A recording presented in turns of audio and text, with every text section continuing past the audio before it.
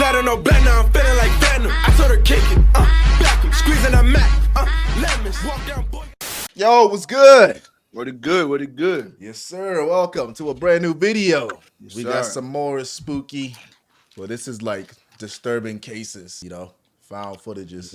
It's called the 5 most disturbing cases of real found footage. So we ain't gonna waste no time, man. It's Spooktober, so y'all know we gotta get some scary videos in here. Let's go ahead and do it, man. Let's do it. 2005, On January 8th, 2005, a man named Martin discovered a mysterious package in his mail. Confused, he brought it inside and opened it up. Inside the package was a single item, a videotape with no label or note to explain it. Curious to see what was on it, he put it in his camcorder and pressed play. And the footage he found on it was shocking to say the least. It contained a nearly hour-long video of a man describing the violent things he was about to do.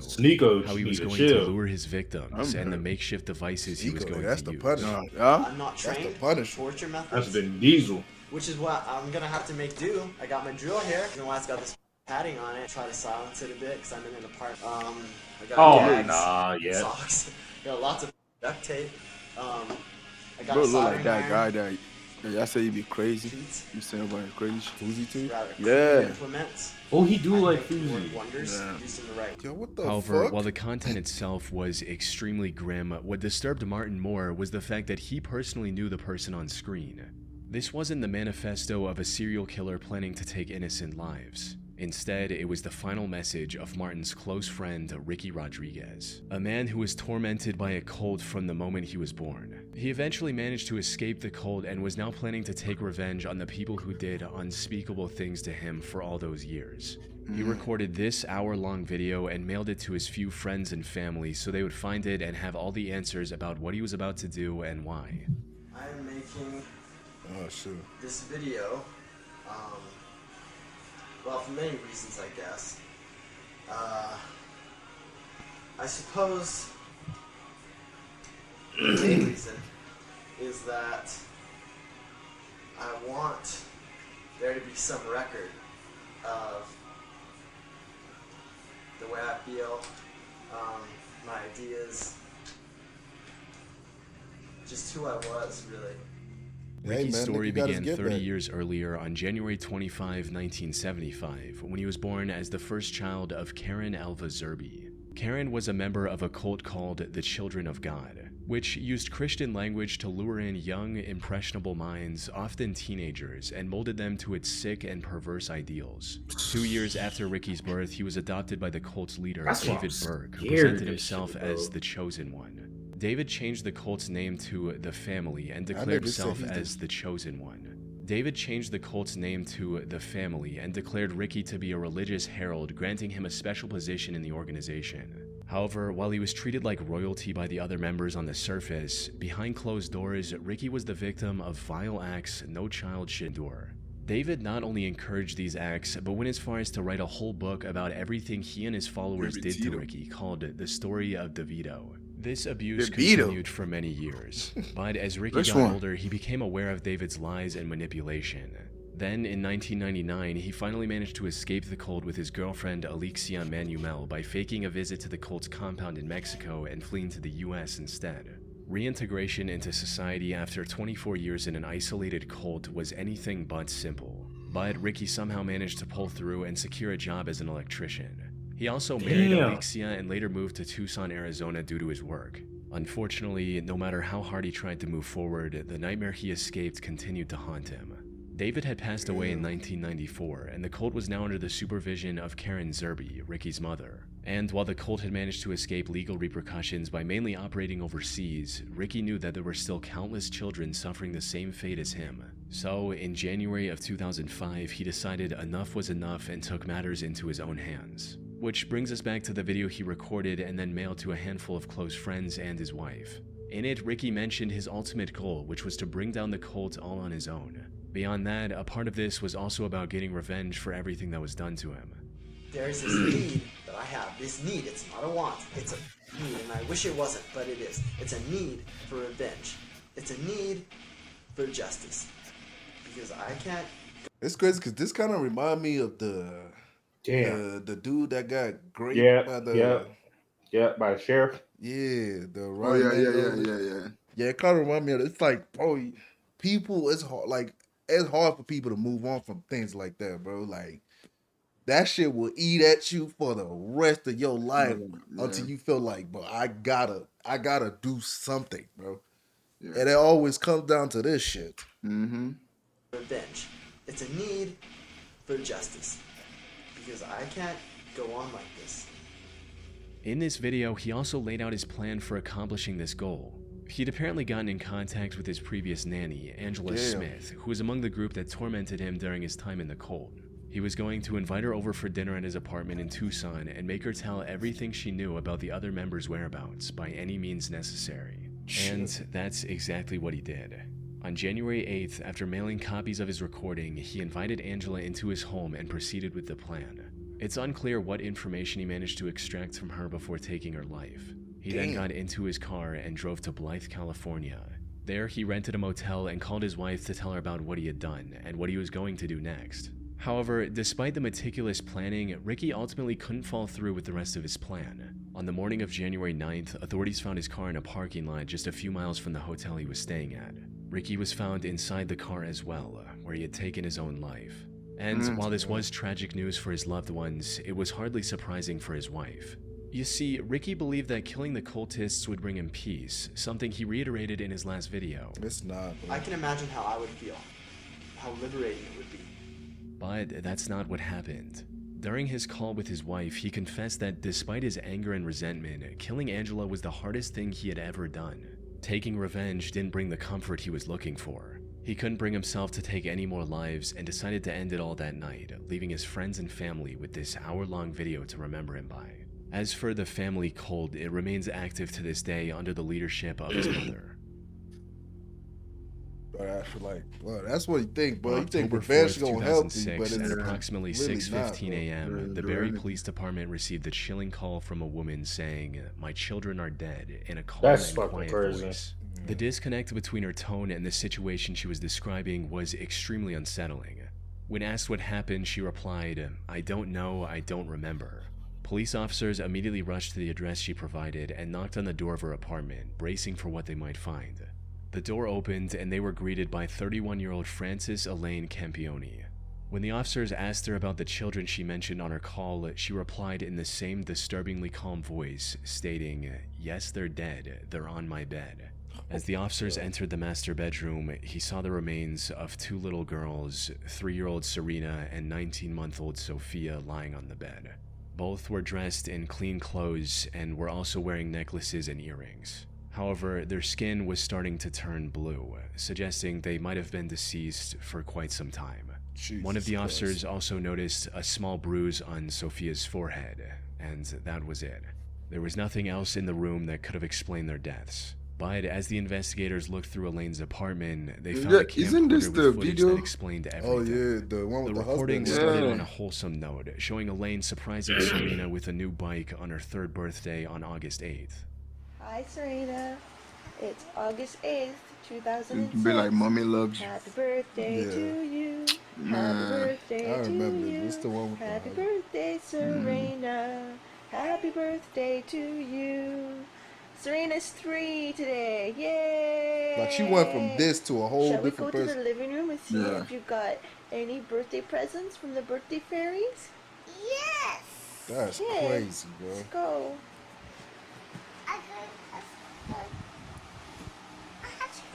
But how can you do such a thing, bro? Look at, bro.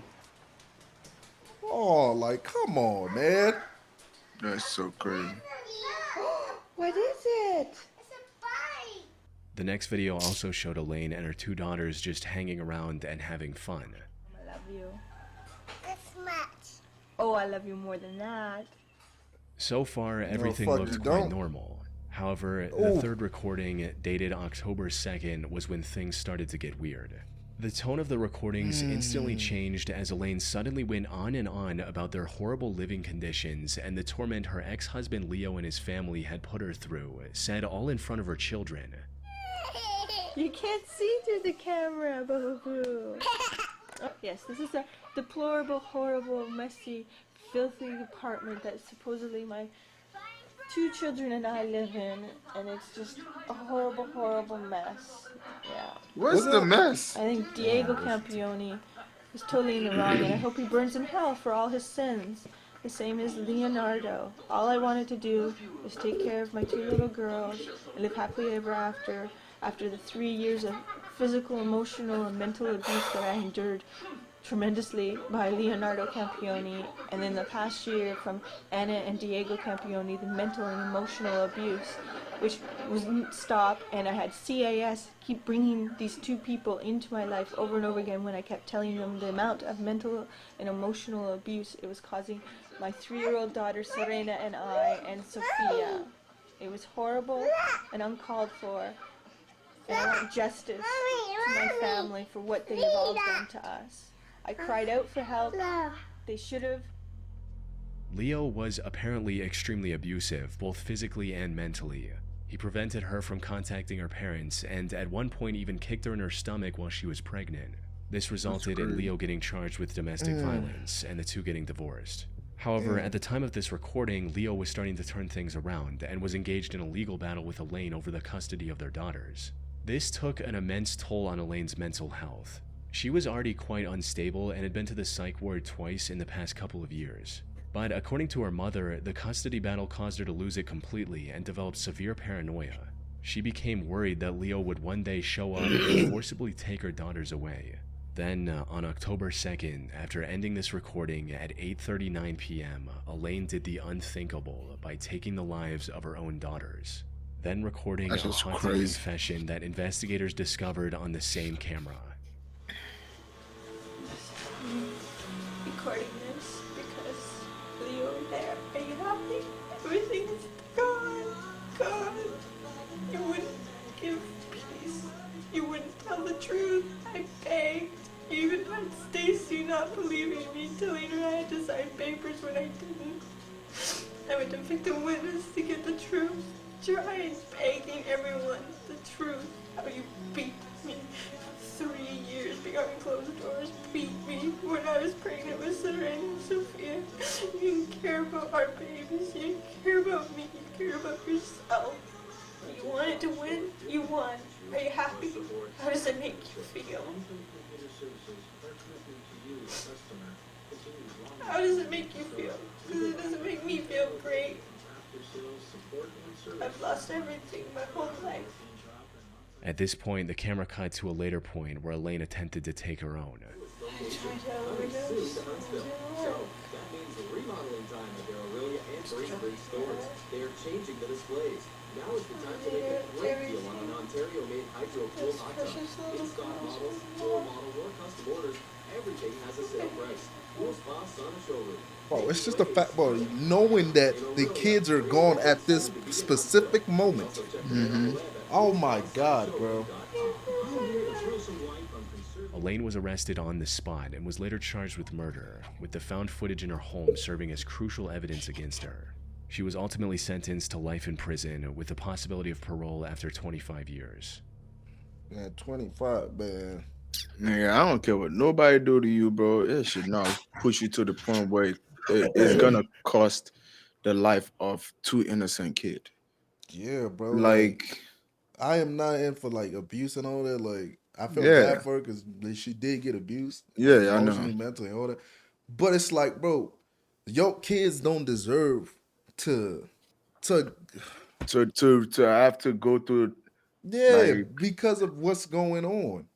Like, you rather, like, because you don't want him to take the kids away, so you basically take them away yourself. Like, that is not right at all, bro. Like, well, what do you think is gonna be worse? You taking their life or him taking them with him? Worse than worse. Give the kids up. Somebody else. She can't have a nobody can mentality, bro. Yeah, that's basically what she had. I think her mind just snapped, and like that's what she was thinking. Yeah, but she's like, it's like everything turned black. She didn't even remember what she'd done. Yeah, that's just crazy. Yeah, that is insane, bro. I doubt that either, because how the hell did she call the cops? I mean, yeah, she did. I mean, she must have called the cops like literally like way after she done made these footages and shit.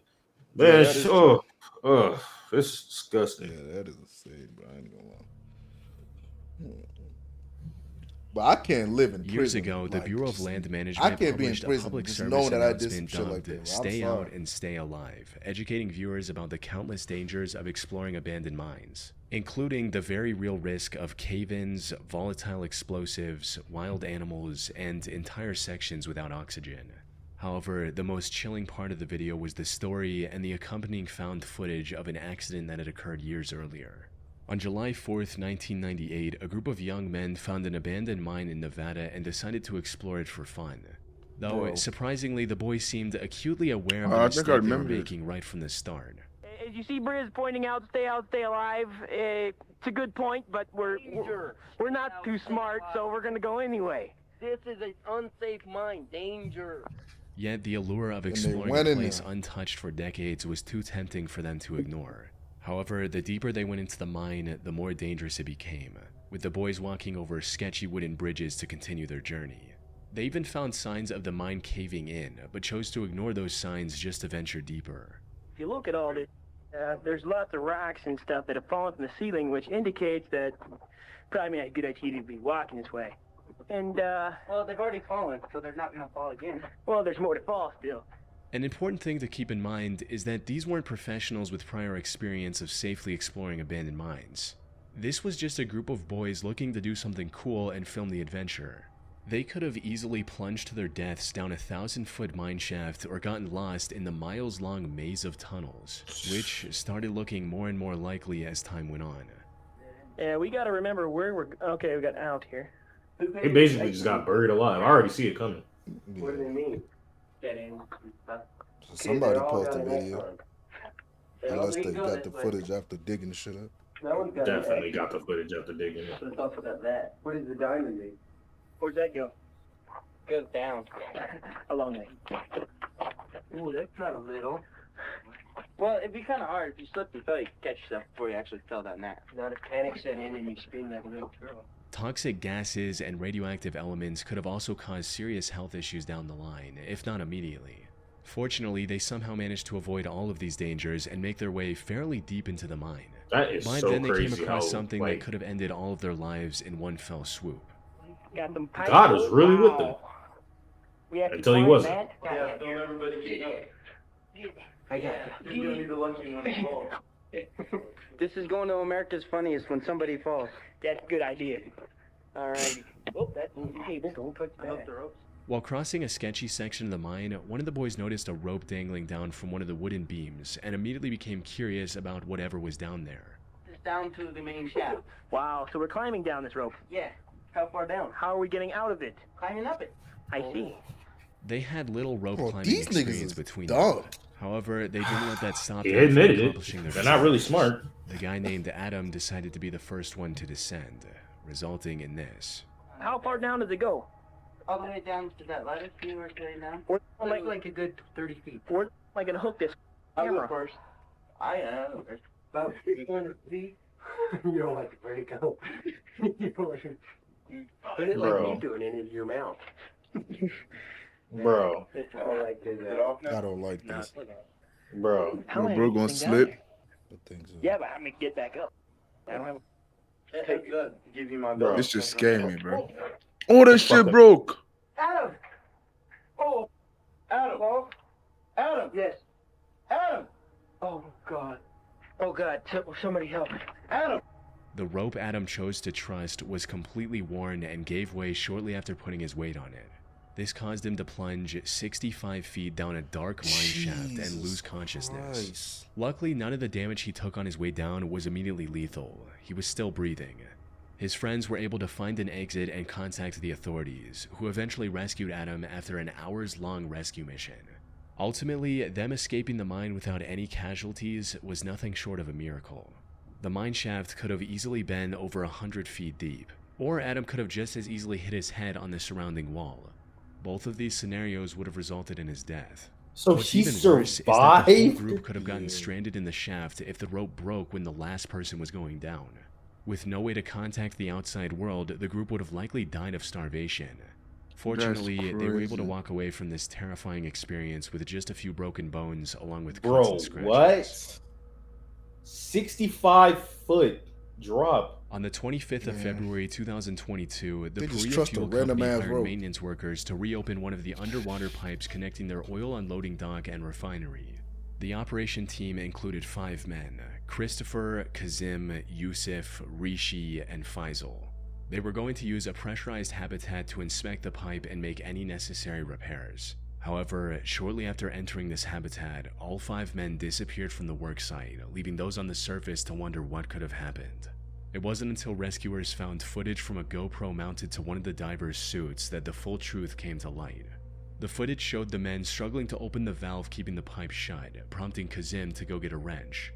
He returned to the habitat and handed the wrench over to his co-workers. But then, a few seconds later, this happened. Oh, I think I know this. That joint swallowed them up.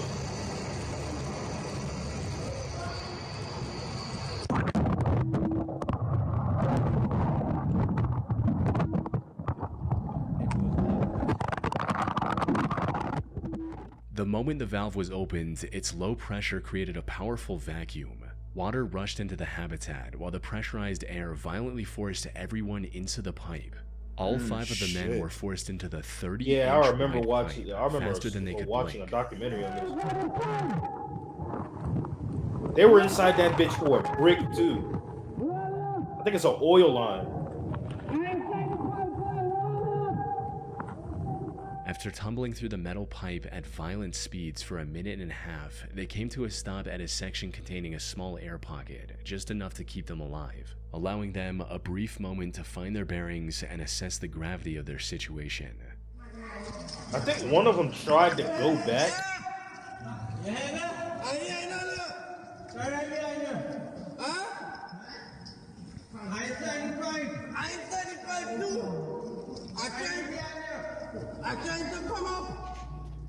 All of them were barely breathing, and one of them had also injured his leg. And while the air pocket was keeping them alive for the moment, it wasn't going to last very long.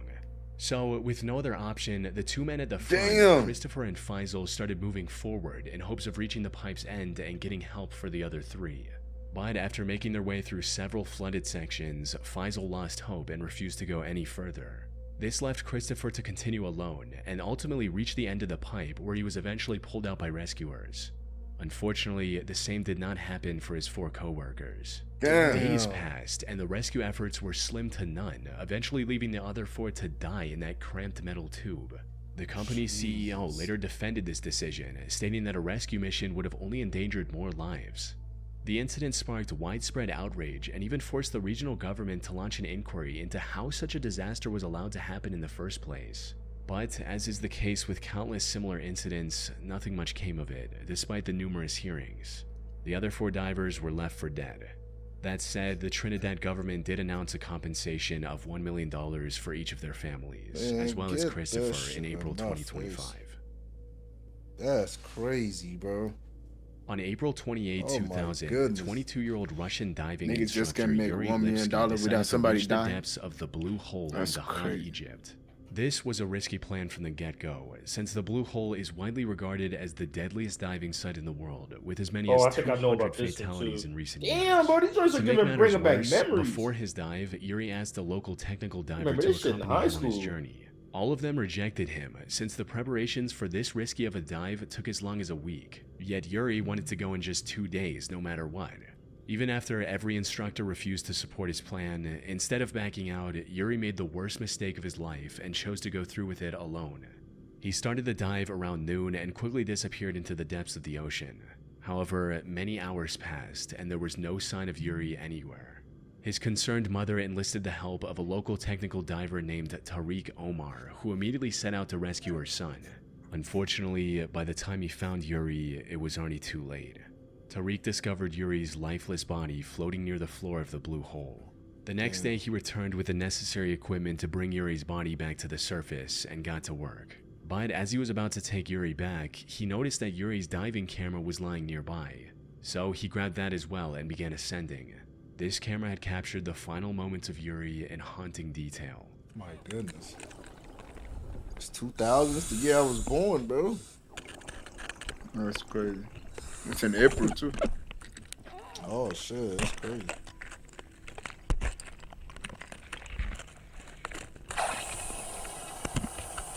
Oh shit. Oh man. That's your hair out or punch? Oh, it? he The dive punctured started his like any other, with oxygen. Yuri swimming alongside many other divers. However, it wasn't long before everyone else faded from view as he started to descend deeper into the blue hole.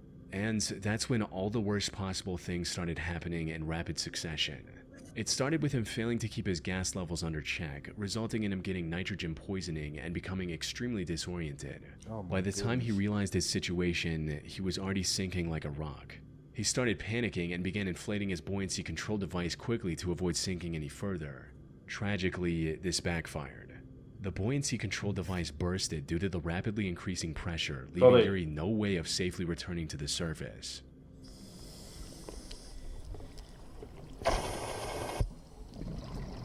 Jeez.